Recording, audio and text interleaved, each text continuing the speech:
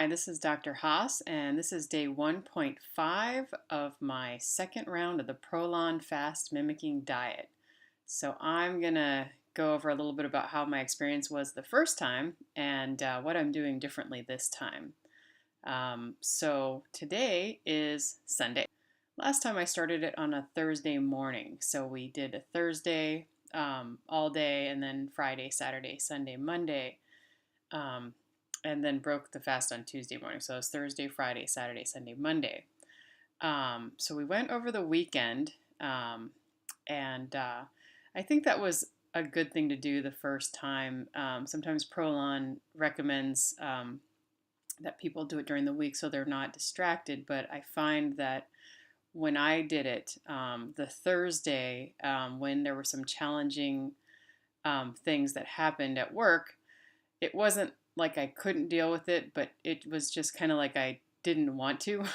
So it's like that mental reserve that takes to deal with challenging situations. And normally my work is really enjoyable and not challenging, but for some reason that day there were a couple of things that were like, okay, well, this is unusual and something I have to deal with. And it was, it was fine, but it's a little more stress when you're doing the fast mimicking diet because your physiology is different, you do feel differently.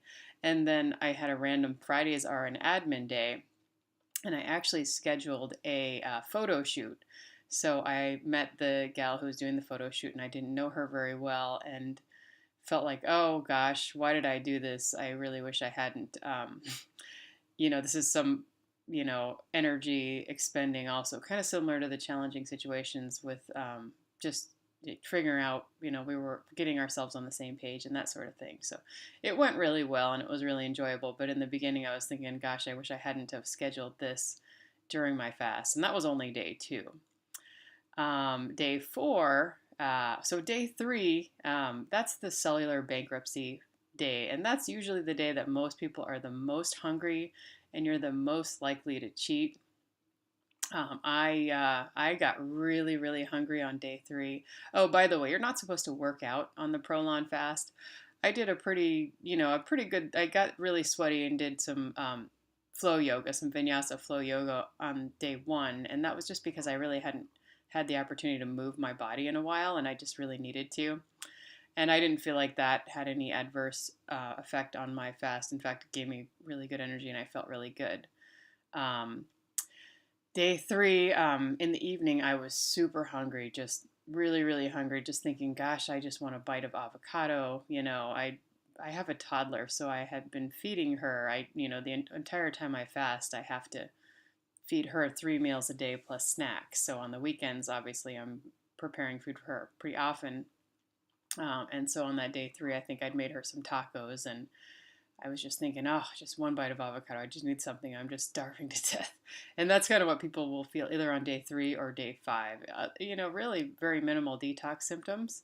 But that night I was extremely hungry. And actually, every night, my husband go to bed early. We were feeling a little tired. Our daughter goes to bed at around 9. And so we kind of just went to bed before 10, slept well, woke up earlier than usual, so got into a neat routine of getting better sleep while we were on Prolon that last time. So that was pretty cool. So I was staying up and I was reading a book, and my husband was already asleep on night three. And I'm going to confess to you that I did have something outside of the box, because literally you're eating everything that's in the box and nothing else. And it was a little tiny, it was a small, righteously raw, is that the Raw Revel brand, I think. It's a raw chocolate macaroon that has 5 grams of carbs and 1 gram of protein and like 110 calories, mostly fat. And it wasn't like I was like, oh, this is so good, I'm just enjoying it. It was just like, I just have to eat something. I need food. And normally I enjoy those very much when I eat them. It's like but, um, but this time I just ate it and I just needed it. I felt like so. Anyway, that was my one cheat outside of the box. Literally, day three, you're also getting a lot less food than day one, especially, and then days 2 and 4, you get more. Feels like you're getting a little more food those days compared to days 3 and 5. So anyway, that's the day to get over where you're really hungry. And then the other thing, and then the rest of it, actually, day 4 was much easier. I felt really good. I did feel quite hungry, always usually in the evening after dinner. The mornings weren't too bad. I was eating the Prolon bar around 8:30 a.m. That was the breakfast. And then eating lunch at my normal lunch hour between 1 and 2. And then dinner we were eating pretty early, earlier than usual, so we'd be probably sitting down to eat by 6:30 for dinner. And and then going to bed pretty early. So the hungriest times were I was hungry from noon to 1, but it was totally, that was not unusual. But after dinner, um, day 4, I was less hungry. I actually, I made a little log of a bunch of different things that I thought were relevant during the fast. And so I was logging my hunger level in the AM at noon and in the evening. So on night 3, for example, AM hunger was 3, before lunch hunger was 9, and dinner nighttime hunger was a 10. So the nighttime hunger on day 1 was 6, on day 2 it was 9, day 3 it was 10, day 4 it was 8, and on day 5 it was actually down to a 5. So my hunger levels were 2, 6, and 5 on day 5. So it really felt very manageable. Day 5 felt really good.